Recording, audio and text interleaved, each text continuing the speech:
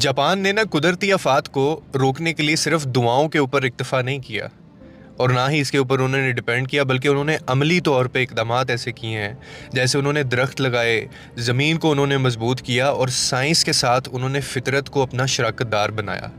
اور وہ اس لیے کہ جو خوفناک زلزلے یا سونامی آتے ہیں ان سے بچا جا سکے۔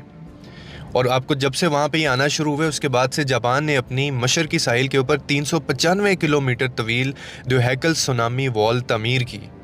اور کچھ حصے اس کے اتنے زیادہ بلند کیے کہ 14.7 میٹر آسمان کو وہ چھو رہے تھے،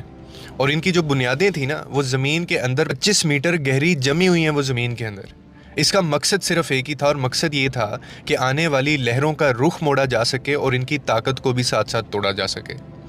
لیکن جاپان نے صرف کنکریٹ کے اوپر بھروسہ بھی نہیں کیا۔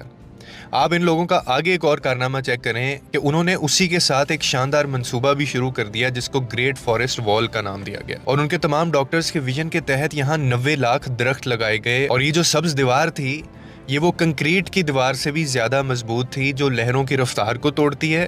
اور ساتھ ہی ساتھ جو ملبہ ہوتا ہے جب سیلاب آتا ہے یہ اس کو روک کر ساحل تک دوبارہ واپس رکھتی ہے اور اس کو زندہ کرتی ہے اور زمین کو کٹاؤ سے بھی بچاتی ہے، انسان دوبارہ سے فطرت کے ساتھ جڑ سکتا ہے۔ اور ہم یہاں پہ کیا کرتے ہیں، ہمارے حکمران، ہم درخت کاٹتے ہیں، ندی نالوں پر قبضے کرتے ہیں، اور پھر جب سیلاب آتا ہے تو ہم کہتے ہیں جی اللہ کی طرف سے آفت آ گئی ہے، اور جی ہمارے اعمال کا نتیجہ ہے، یا جی ہمارے اوپر جو ہے وہ قدرتی آفت کی وجہ سے ہو رہا ہے، ہم صرف اپنی دعاؤں کے اوپر اکتفا شروع کر دیتے ہیں۔ سیلاب، زلزلے دنیا میں ہر جگہ آتے ہیں، لیکن ان کو عملی طور پہ ان کے لیے کچھ کرنا پڑتا ہے، اور ساتھ میں دعائیں بھی کام آتی ہیں۔